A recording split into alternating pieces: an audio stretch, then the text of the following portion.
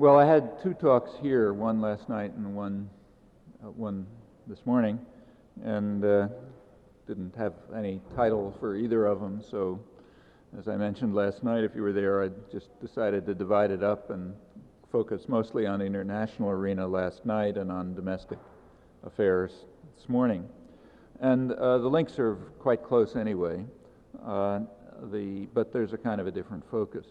As an illustration of how close the links are, let me begin with some very recent news, which hasn't gotten too much publicity, but it's quite important. It's from Decatur, Illinois. That's an old working class town in Illinois, where the most important labor actions of certainly the last 50 or 60 years have been going on for several years now. There have been, it's kind of a sort of a final effort by major transnational corporate power to destroy the last remnants of American industrial unionism. They took on the big unions, the UAW and rubber workers and so on.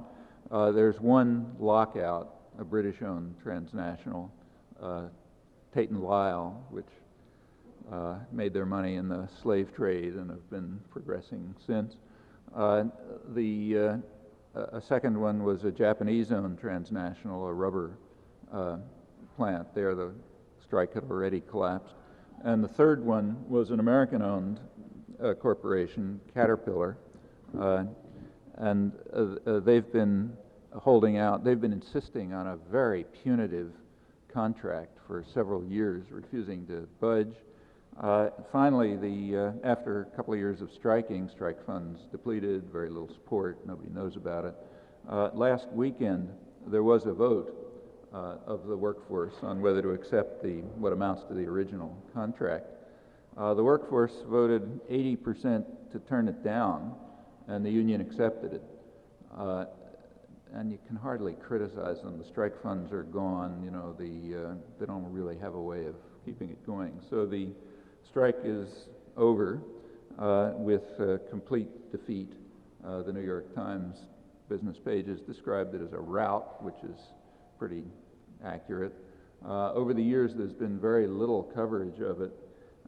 There's also been very little interest in it on the part of, including what's loosely called the movement or the left, the activist groups, the peace and justice groups, and so on, have paid no attention to it and given it no support. I've seen that a lot.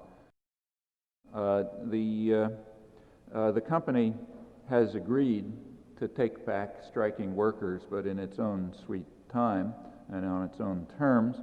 And it's also imposed, I'm now quoting from the Wall Street Journal, the company's imposed strict rules that sharply limit speech and conduct. Workers who are allowed back are not allowed to make references to the strike. They're not allowed to use words like scab or make critical comments on management. The gag rule, the company says, is designed to ensure a business-like environment in the workplace. Point is that workers are supposed to understand where they are, where they live, and under what conditions. Namely, they live under total tyranny, but it's private tyranny, unaccountable private tyranny, and the conditions under which they live are defined by the Stalinist commissars, who are very tough and not only design the conditions, but insist that they not talk about it. And if they do, they have no recourse because any defenses have been taken away by the capitulation and the rout. Well, they have a choice, since this is a free society.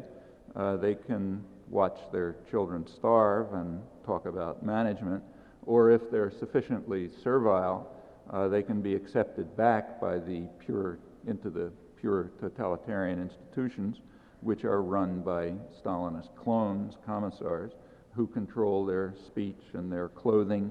They're not allowed to wear T-shirts that might have something on them that suggests criticism of the company or management, and who also determine the rules under which they work and what they get for it. Wage and benefits go down. The work schedules are under the control of management, which is now allowed under the new contract to increase work as much as they like beyond 8 hours a day with no overtime pay. There is no amnesty for those who committed the crime of going on strike. In fact, the conditions are whatever the ruling tyranny decides, down to speech codes. Now, there are laws about this which make it all illegal, but they've long been sent down the memory hole, so they're kind of just on the books. Well, the business press has explained, which is about the only press that's covering any of this stuff, has explained the reasons for the capitulation, for the rout, as the Times called it, and those reasons extend quite broadly, and they're worth understanding. They apply to most of us, as they apply to most of the world. One of the reasons is that Caterpillar has been making huge profits. Their profits were up 46% last year. That's profit growth, was up 46% last year, and that's not unusual. They're high up in the Fortune 500, and the Fortune 500 last year, you know, the top 500 corporations, Fortune has an issue every year where they celebrate their achievements, and the last year's celebration is really worth reading. They were just euphoric. It was the fourth straight year of double-digit profit growth, that is, fourth straight year of double-digit profit growth. Caterpillar's 46% growth wasn't beyond the norm. You know, that's about where they were. The business press, Fortune, Business Week, and so on, they've been describing all of this as dazzling and spectacular, totally without precedent. There's never been anything like it in the history of the business world. There are some problems. You read the business press, you find there are some problems. Business Week had a headline on the problems. It said, here's the headline, it said, "The problems now, what to do with all that cash." And the reason is, when you read the article, that I'm quoting, surging profits are overflowing the coffers of corporate America, and they really don't quite know what to do with it, so they have trouble too, not just the rest of us. These are supposed to be lean and mean times. You know, everything's got to downsize, and you got to cut everything, and so on and so forth. And in fact, they are lean and mean times for about 80% of the population, whose wages and standards of life have, in fact, been declining steadily, and by now it's heavy decline since 1980. That's continued through the Clinton recovery. The recovery is real. In fact, there's been faster growth in the last couple of years than any time in the Reagan years, but the decline continues. That's also unprecedented. It's never happened before during a recovery. But of course, it's not for everybody. That's only like 80% of the population, and then there's a sector that's sort of stagnant. And then when you get to the top few percent, it's just been shooting through the sky. For example, CEOs, chief executive officers of corporations, their salaries have gone up about 66% since 1980, the period in which around 80% have been seen family income declining. The ratio between CEOs and industrial workers is by far the highest in the world in the United States, although England is catching up to us slowly. So the CEOs are doing fine. Investors are doing great. Capital gains have gone way up. Return on investments have, gone very high since 1980, right through the roof. Speculators and financial markets are doing very well. These are people who speculate against currencies, seeking to prevent economic growth. That's their main point. They want to make sure growth stays low, and that's where you move your money for well-known reasons. So they're doing fine. And in fact, about $1 trillion a day now is flipping up and back between international financial markets. That's a huge explosion, partly for technological reasons because of the growth of telecommunications, although it actually took off around 25 years ago when Richard Nixon dismantled the post-war economic system. The United States is the big guy on the block, so it sort of does what it wants, and didn't like the terms at that point, so it just dismantled it, and that dismantled the regulation of currencies, and that has led to has led to an enormous growth of speculative financial capital. Just to give you some figures, in 1970, before this, about 90% of the capital in international exchanges was related to the real economy. It was either for investment or trade or whatever. and 10% was speculation. By 1990, those figures had reversed. It was 90% speculation, 10% real economy related. And last year, according to an UNCTAD report, UN Monitor, Economic Monitor, it was 95% speculative capital, 5% investment and trade. Furthermore, these percentages are not only has been there a shocking reversal, but the amounts have gone way up. This is out of a far bigger pool. The amount of capital moving around in these exchanges is huge. And it's all seeking what's called good news in the Wall Street Journal in a recent article. It's seeking good news, namely slow economic growth, low inflation, and budget balancing. That's good news, slow economic growth, meaning making sure that most people suffer. And there's reasons for that. If there's slow economic growth, currencies are stable, and you make more money if you're a speculator and so on. So you've got this enormous flow of capital, by far the most massive part of global capital, which is moving around from place to place trying to ensure low growth and low wages. This has been understood for years. It's been understood certainly for 20 years, and that's exactly what's going on. That kind of good news is in fact good, and there are people who think it's good, like take, say, Robert Lucas, who just won the Nobel Prize in economics. He was asked, naturally, as a Nobel Prize winner, to comment on the economy, and he said, we are doing great, the economy is wonderful. And that's true if we means the Fortune 500 and speculators in financial markets and top 3 or 4% of the population. We are doing great. In fact, the economic health of the country is terrific. Good news. It's almost an economic miracle, although not quite yet. That's a term we reserve for places like Mexico and Brazil and so on. And it has a meaning. An economic miracle is a place where you've got a lot of good news of this kind for foreign investors, for like a couple of billionaires, a few top percent of the population. And meanwhile, during the period of the economic miracle in Mexico, and this is quite typical, wages, which were never magnificent, went down by about 50%, malnutrition went up, poverty increased, and so on. But that was economic health, because economic health is a technical term, and it has nothing to do with the health of the economy. It has to do with good news in this sense for the people who count. And Robert Lucas understands. He's a smart guy, got a Nobel Prize. So we're doing fine, the economy is great.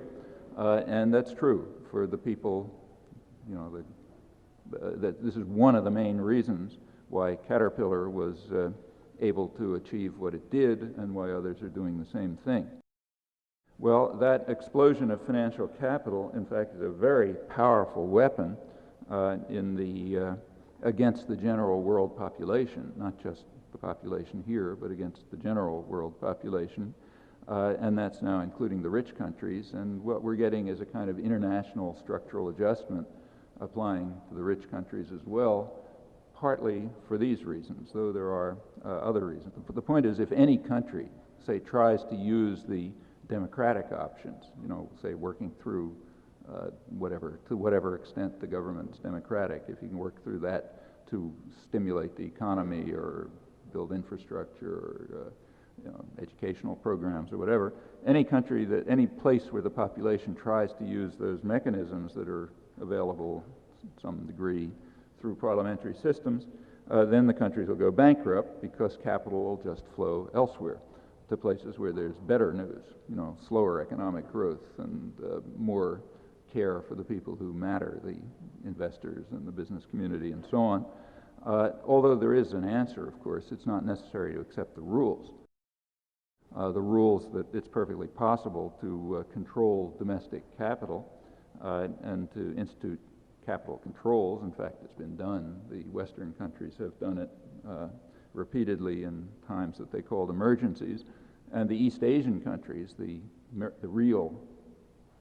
places with real economic growth, like South Korea and Taiwan, they do it constantly. They don't have a problem of capital flight because there the governments are powerful enough to control not only labor, which is everywhere, but also to control capital.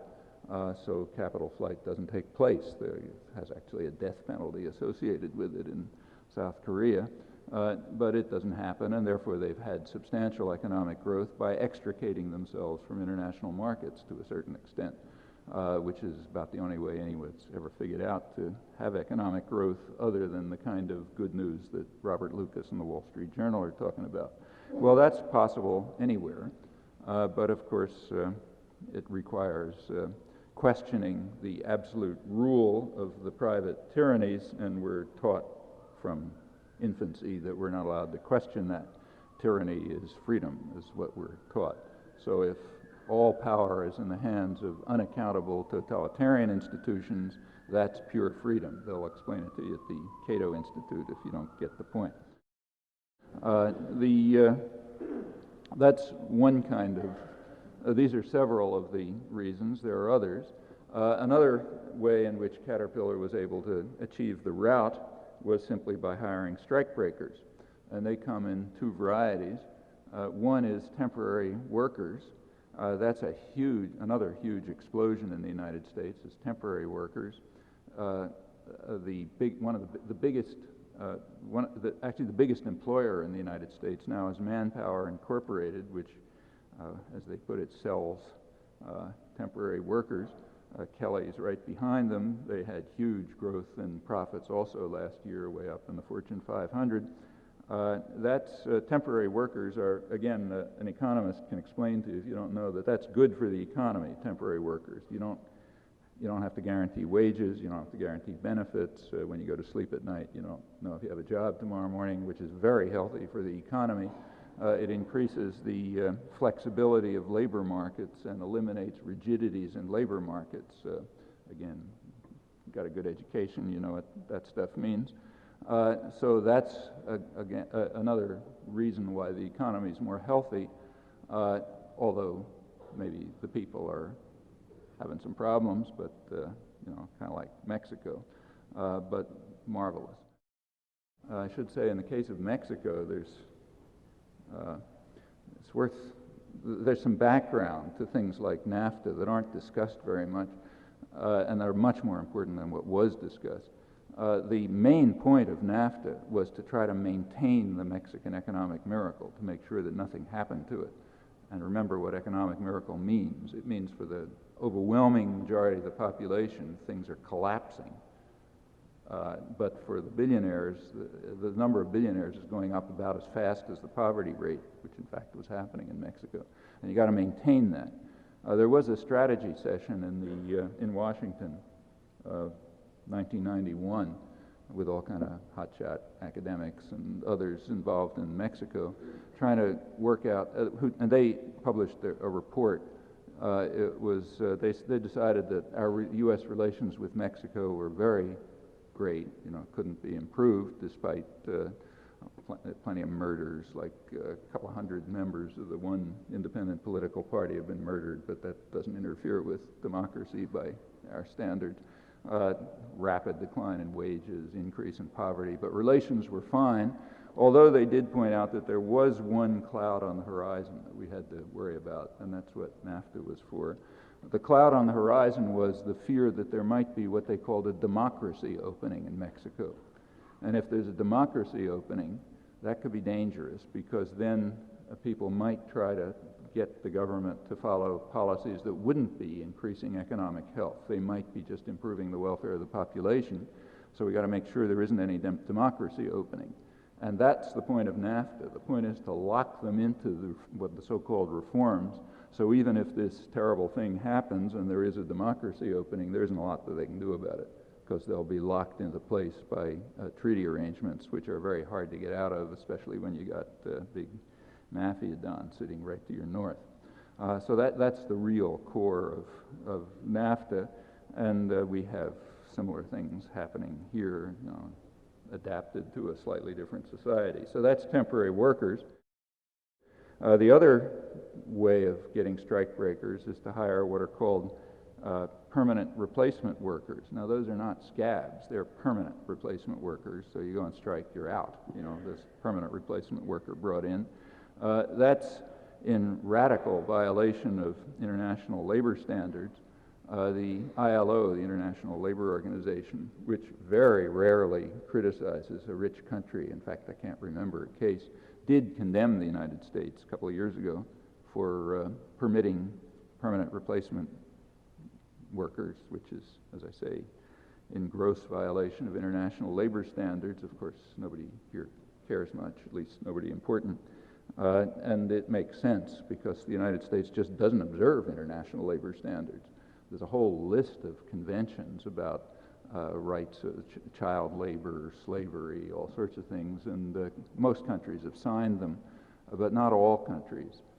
In Europe and the Western Hemisphere, the worst record is Lithuania and El Salvador, and then comes the United States, third worst in the Western Hemisphere and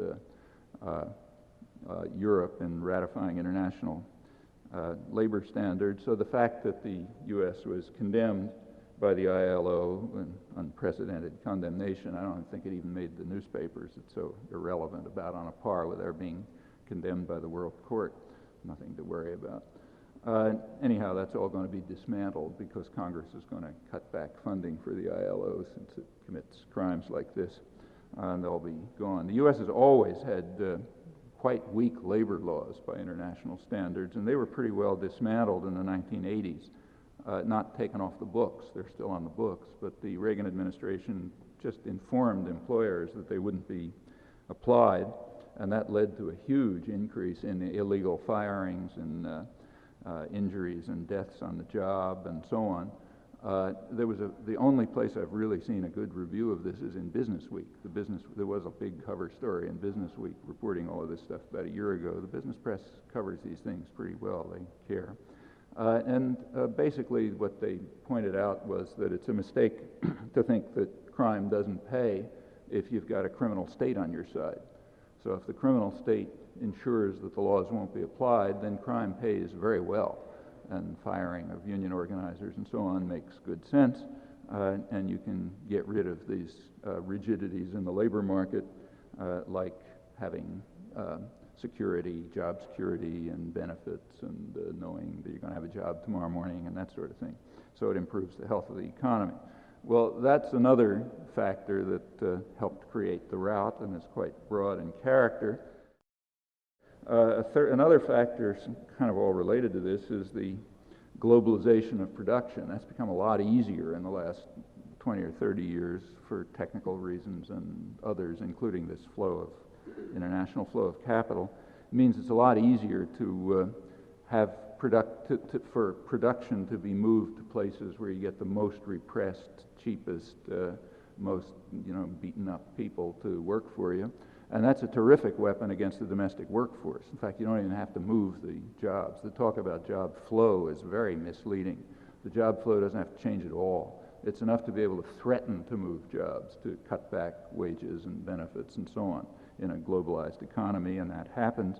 In the case of Caterpillar, it was very explicit. Caterpillar explained its its strategy in the strike to the business press. They said they were using, a couple of years ago, they had these enormous profits, and they were using the profits to build excess capacity abroad, in places like Brazil and Asia and so on. So in case workers go on strike here, Caterpillar can fulfill its orders from foreign markets, and then you break the strike. Other corporations are doing exactly the same. That's one of the benefits of having extraordinary profits, dazzling, spectacular profits, as the business press puts it. In Boston, where I live, the biggest manufacturer around there is Gillette, and they've been using their profits to build excess capacity, even in places like Germany, where labor costs are way higher than the United States. Wages are far higher, benefits are far higher, but it's beneficial for them, even though it cuts profits, for long-term power interests, including the primary interest of class struggle. These guys are all, real Maoists, just reversed in the values, and they know they're fighting a bitter class struggle, and it makes good sense to cut down on profits to build a weapon like an ability to fill orders in European markets from a Berlin factory if Boston workers go on strike, even though it costs you more. For class war, that makes good sense, and profits make it quite possible. Meanwhile, labor moves to, production can move to cheaper areas and so on. Another factor, which is again discussed in the press on Caterpillar, is the fact that Caterpillar has been able to shift to what they call computer-controlled machines and other kinds of automation, and that's again, a weapon in the hands of management and against the workforce. But there's a hidden story there too. That didn't develop through market pressures. On the contrary, automation and computer-controlled machinery and so on was highly inefficient and could not be developed through the market. So it had to be developed through the state sector. We have a huge state sector of the economy here. It's called the Pentagon. And its purpose is to protect rich people from market discipline. That's one of the reasons why it stays high, even though we lost the enemy. But Pentagon spending hasn't changed, because the primary purpose of protecting the rich from market discipline remains. If you take a look at automation, it was developed in decades through the Air Force and the Navy and so on. Well, that's protected. The public's paying for it. You don't have to worry about market forces. So containerization and computer-controlled machine tools and all that kind of stuff were developed in the state sector, and they were developed in very specific ways. There's nothing about automation that says that it should be a weapon in the hands of management. It could be exactly the opposite. The technology is quite neutral. It doesn't really care how it's used. You can develop automation so that it's a weapon to drive people out of work and to increase managerial prerogatives, or you can develop automation to put more power into the hands of skilled machinists and get rid of management. The automation is completely neutral. There's good studies of this, actually, by a guy who was a colleague of mine at MIT who didn't get tenure, in part because of these studies, I should say. But they're very solid work, which points out that the automation was in fact designed specifically to de-skill workers and to add levels of management.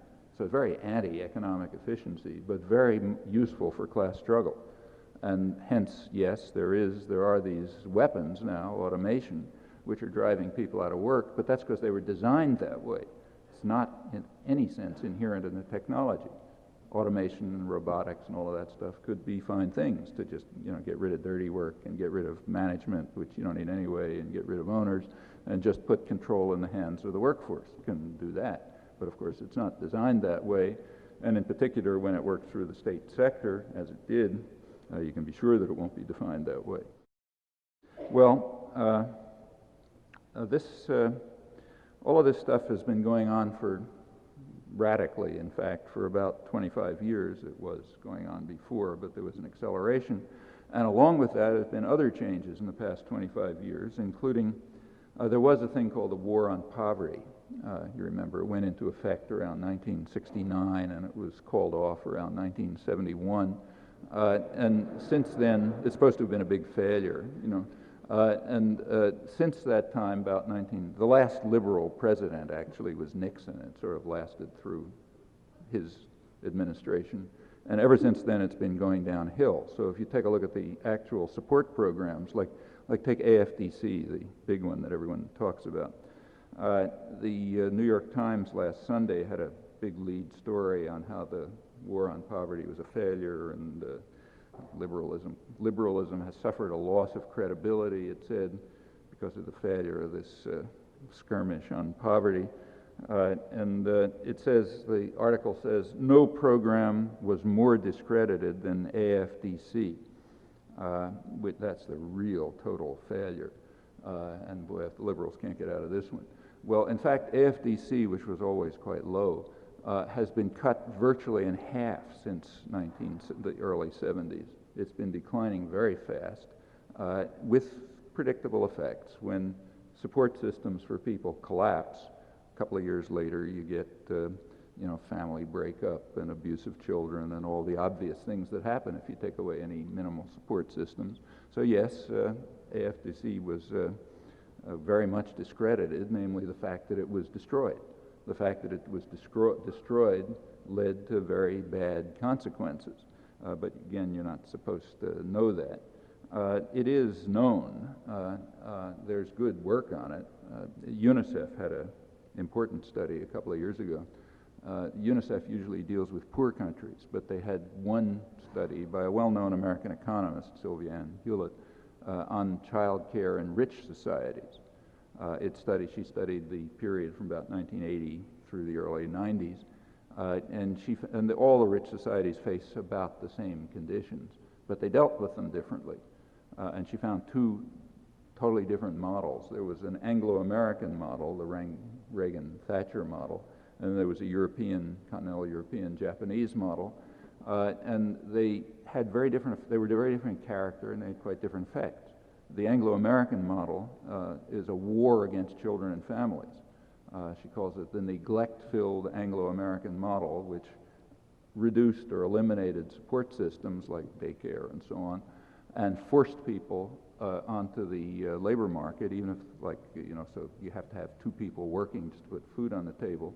There's nothing wrong with two people working if they feel like it, but this is forcing people into the workforce at lower wages and without benefits and longer hours and longer work weeks just to keep food on the table. Meanwhile, you take away support systems, so like there's no daycare, and the end result is perfectly obvious.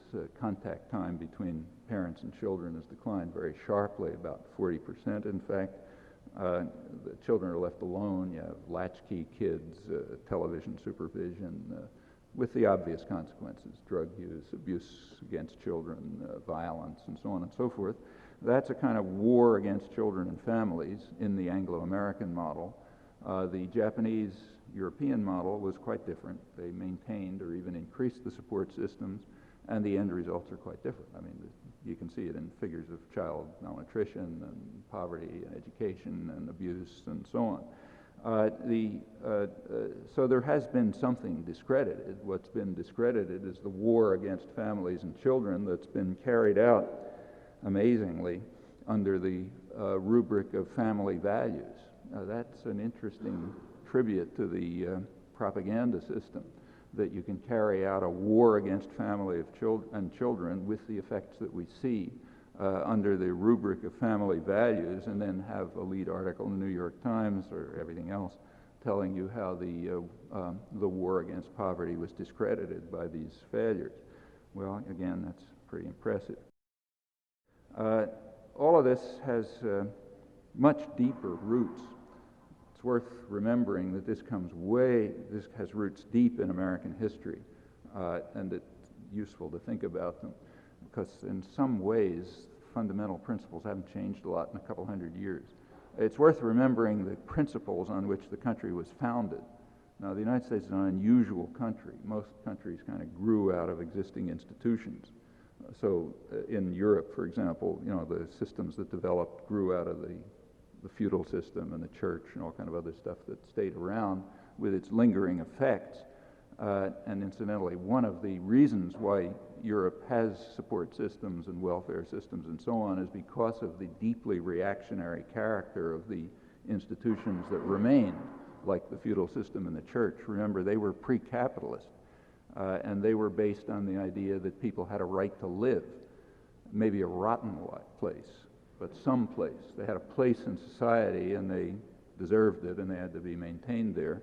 And that's a pre-capitalist idea. In fact, what's now called neoliberal economics, really classical economics, is based on the principle that people don't have a right to live. You go back to the origins, David Ricardo and Malthus and those guys. Their big point was to try to convince people that you do not have a right to live. You hurt the poor by helping them. And the idea that you have a right to live is just a mistake. It has to be beaten out of people's minds. The only right that you have is whatever rights you get on the labor market. If you can get enough to survive on the labor market, fine. If not, as they put it, go somewhere else. You have no right to be here. Well, back in the 1820s, when they were talking about this stuff, you could go somewhere else. Like you could go to places like this, where, the land was being cleared of the plague that was in the way, and as soon as you exterminated those people and kicked them out, then you had a place to go. Same with Australia. Well, now you don't have a place to go anymore, but you still don't have a right to live. It's important to recognize that. And you go somewhere else, and maybe there'll be jail or something, but anyhow, you have no right to live. Well, these pre-capitalist ideas, which you get in people like Adam Smith and so on, they remained in elsewhere, and they're part of the basis for the kinds of support systems that we don't have. But the United States was different. It was created. It's kind of like a blank slate. It's the one country that was almost constructed from almost nothing. And we know how it was constructed, and it's quite interesting. You go back to the Constitutional Convention, where the dominant voice was James Madison, the main framer of the Constitution. And this does not come out very clearly in the stuff that you read in college, like the Federalist Papers, which was presented for the public, so it's kind of watered down. But if you go back to the Constitutional Convention debates, they're very clear. Madison makes clear that the prime responsibility of government and the framework of the new government that's being established, the prime responsibility of government, he says, is to protect the minority of the opulent against the majority. That's the prime responsibility. Then there's secondary things. But you've got to protect the minority, the opulent, against the majority. Madison warned of what he called the danger of the leveling spirit among the, I'm quoting now, among the growing numbers of people who labor under all the hardships of life and secretly sigh for a more equal distribution of its blessings. Now that's a big danger, and if you let that danger be realized in the new system, it's going to threaten the minority of the opulent, and they have to be protected. So therefore, democracy is unacceptable. That was the primary principle on which the Constitution was designed and on which the system was designed, and very explicit. Democracy is unacceptable because of this leveling spirit among the people who labor under all the hardships of life and sigh for a more equal distribution of its blessings. And if you give them a chance to do anything about it, you're going to threaten the minority of the opulent. And he used England as that was the obvious example. That was the model for everyone.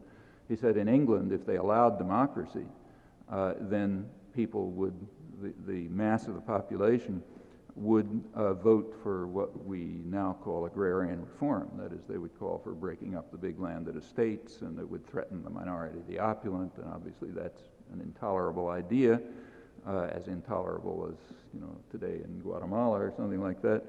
So therefore we got to make sure that there's no democratic system. And Madison totally carried the day. The only dissenting voice in the Constitutional Convention was James Wilson, and he was smashed. Jefferson wasn't part of this, remember. He was a real Democrat, so he was out of the whole planning. And that's the way the system was designed. It was very carefully designed to satisfy the Madisonian principle that wealth must rule, because, as he put it, the wealthy are a better class of men, and therefore they must rule, and beside they own the country anyhow, so therefore they have a responsibility and a right, and the minority, the opulent, must be protected. All of this is clear, explicit, and interestingly, it doesn't change. So you get the same view when you get to, say, Wilsonian intellectuals in the modern period, people like, say, Walter Lippmann and Harold Lasswell and others who explain, this is the left liberals now, who explain that in a democracy, the population, what Lippmann calls the ignorant and meddlesome outsiders, the general population have to be kept from interfering. They can be spectators but not participants, because if they're participants, they might threaten the minority of the opulent who have to be protected. That's a position that goes right up till the present. However, to make it much clearer, there's another issue. Madison himself was a pre-capitalist figure. He had roots in the Enlightenment. And his idea was that the wealthy, the better class of men who had to rule under the constitutional system would be benevolent aristocrats. They would be nice gentlemen who read, the classics and behave like Roman gentlemen and would act, in a civilized fashion. He discovered in a couple of years that wasn't true. And within about 10 years after the Constitution was put in place, he saw what was happening, and he denounced what he called the daring depravity of the times, as the rising business classes use government power for their own ends, not for the benefit of the population. They become, as he put it, the tools and tyrants of government. It's tools because they benefit from its largesses, and tyrants because they overwhelm it with their powers and combinations. That's a very accurate description of the system then and the system today. That's what the wealthy classes are, the tools and tyrants of government. They overwhelm it and benefit from it. They use it to protect them from market discipline, which of course they impose on others, and they want to make sure that it's in their hands, and it is not in the manner of enlightened gentlemen of the kind that Madison had in mind. Rather, it's the daring depravity of the times. Well, Madison, again, these are all things you don't study in elementary school where they would be taught in a free society, but these are the founding principles of the country. And although things have changed a lot in the last 200 years, as a description, Madison's account of the daring depravity of the times in the 1790s is not very far from correct now. Well, let's have a look at how it's viewed today. So here's Business Week a couple weeks ago. They say the Gingrich Congress represents a milestone for business. Never before have so many goodies been showered so enthusiastically on America's entrepreneurs. The title, however, of the article is Return to the Trenches, because the idea is this isn't enough. True, it's unprecedented, but we can get more given the weapons in our hands. We have to demand cuts in capital gain taxes, which is half of the income of the top 1% of the population, so that's got to be cut, obviously, and you know how much it is as you go down farther. We have to have deregulation. Deregulation will devastate the general population, and of course it's horrifying for future generations, but it does increase profits tomorrow for the people who count, top few percent. We have to devolve federal power down to the state level. That's not a matter of giving power to the people and all the talk about how they're making a gamble on maybe the governors are better than the politicians in Washington. That's not in anybody's mind. What's in everybody's mind is what is never discussed, namely the fact that when you get power down to the state level, the states can be totally overwhelmed even by middle-sized businesses, not just by huge corporations.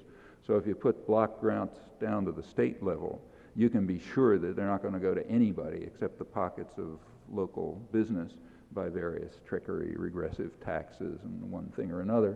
So for example, like take, say, Massachusetts. The biggest employer in Massachusetts is Raytheon, which is it's what's called private enterprise here, meaning the public pays the costs of it and the profits go into private hands. It's a military-based corporation. And they, a company like Raytheon isn't big enough to play Germany against the United States, let's say, but they are big enough to play Massachusetts against Tennessee. And they've simply told the state that unless they are given even more public benefits, they're just going to move their workforce to Tennessee. Well, you can do that if you're a Raytheon-sized corporation. And that means, and the state, in fact, has just passed a law saying that military firms get tax rebates, meaning Raytheon. So military firms get tax benefits, meaning you shift the taxes over to poor people, and the justification, it's called a job enhancement program or something, meaning if you don't do it, they just go to Tennessee. Well, that's the point of moving block grants down to the state level and moving decisions down to the state level. Under other circumstances, that could be a move towards democracy, but not when you got private tyrannies around. Then it's a move to put power into their hands, and all the business about the gambles and so on is total nonsense. In fact, this whole feeding frenzy, which is pretty incredible to watch, has to continue. That's the point of the Business Week article, and it goes for tort reform and privatization and the healthcare system and everything else. Let me just finish by saying that, there's a lot to say about this, but this is not the first time that this has happened. It's important to remember. It's happened many times. The period that we're now in is very much like the 1890s. It's very much like the 1920s. In the 1920s, this was the period of big mass production. That's when the automobile business was taken off and so on. Working people were completely powerless. There were no unions. They had no voice in anything that was going on. Anything they did was at the will of employers. Independent thought had been pretty well smashed by Wilson's Red Scare. People were talking, enthusiastically about the end of history. We've reached perfection, complete tyranny in the hands of unaccountable power. Can't get any better than that. The ignorant and meddlesome outsiders are in their place. They're shut up. They can't get together. It was near perfection. Then turned out to be wrong. A couple of years later, in the 1930s, the whole place blew up. There was a lot of popular organizing.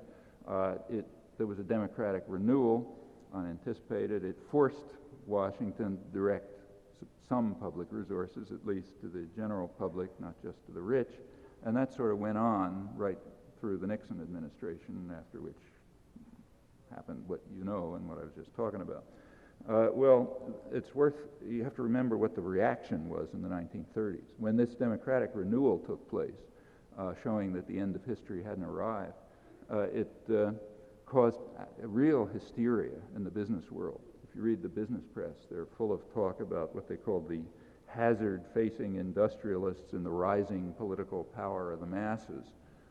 Incidentally, the fact that this sounds like Maoist red books is not surprising. That's the way the business press sounds. And the reason is they are fighting a vicious class war, and they know it. So they use all the terminology and so on. So this rising political power of the masses is a hazard facing industrialists, and unless we control it, we're going to be facing adversity. And they started right off with a big campaign in the late 30s. Well, the war sort of put it on hold. It then took off after the war, and the way it took off is pretty amazing. I thought I knew something about this stuff, but was surprised a couple of months ago when the first academic study came out. This is one of the major phenomena of American history. The first study just came out a couple of months ago, giving some of the details of the propaganda offensive after the Second World War, which is pretty staggering, way beyond anything I had thought. I was very self-conscious. Leaders of the business community were talking about the need to indoctrinate people in the capitalist story in order to win the everlasting battle for the minds of men, and unless we do it fast, our way of life. We got to sell our way of life, the capitalist story, and the rule of business and so on, or else we're really in trouble. There was a social democratic spirit in the country, and all bars were down. They were reaching maybe 70 million people a week just with straight business propaganda. The Taft-Hartley law enabled workers to be propagandized in the workplace. Got a captive audience, you can propagandize them in the workplace. About a third of textbook material in schools, a third, was simply supplied straight by business propaganda. That's an incredible figure.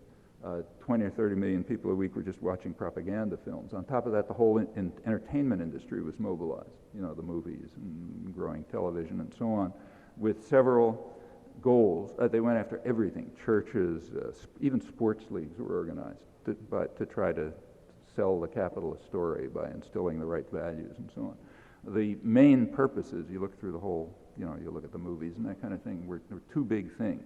One, of course, is to demonize unions, because they're a democratizing force, so you got to get rid of them. They're one of the ways, the main way in which poor people can get together and do something, become participants, not spectators. So they had to be demonized. And the other thing, which is a little more tricky, was to demonize government and to create what's now called a mood of anti-politics. And that's a little tricky because, remember, these guys are the tools and tyrants of government. That is, they need a powerful state in order to protect them. That's why Gingrich and the Heritage Foundation want to increase the federal budget. They're not cutting it, they're increasing it. But they're increasing the parts that feed them, like the Pentagon system. That goes up. And the other part of the state security system, the prison system, goes up. Those go up. Everything that goes to people goes down. So you had to create a mood of anti-politics, which leaves a very powerful interventionist state but makes people hate the federal government. And the reason to make people hate the federal government is it has a defect. It's not that the government isn't bad, but the things that they're worried about are not what's bad. What they're worried about is what's good. The government has a defect, namely it's potentially influenceable by the population. Now, private corporations don't have that defect. They're pure tyrannies. There's nothing you can say about the GE management. But you can do something about federal government policies. And that defect, for good Madisonian reasons, has to be gotten rid of. So you have to create a mood of anti-politics where everything is blamed on the federal government. and you don't notice the real power behind it. You're not supposed to read the Fortune 500 issue. And so you want to, if you're angry about the world, you don't blow up a corporate headquarters, you blow up a government office. That's the kind of mood that has to be created because the government has this terrible defect of potential democracy. And that has been done. The country is very, attitudes haven't changed a lot in the country, but people are deeply confused about the source of their problems. And there is a kind of a mood of anti-politics, very irrational mood of anti-politics of this kind, which is simply putting more and more power into the hands of the private tyrannies, which are unaccountable, transnational in scope, control a huge amount of the economy, and have the kinds of advantages that I've been talking about. Incidentally, the end of the Cold War has something to do with this, but very little. Well, there isn't time to run through the details, and you know them anyway, but there's been a tremendous rollback campaign in the last 20, 25 years to try to reverse the achievements for democracy and human rights and so on that had indeed been won through popular struggle over many, many years. It's not the first time, it's happened before. The predictions of perfection and the end of history were wrong before. It is a gloomy portent in many ways, but we should bear in mind that if the daring depravity of the times that Madison was talking about, if that persists, then we don't have anyone to blame but ourselves.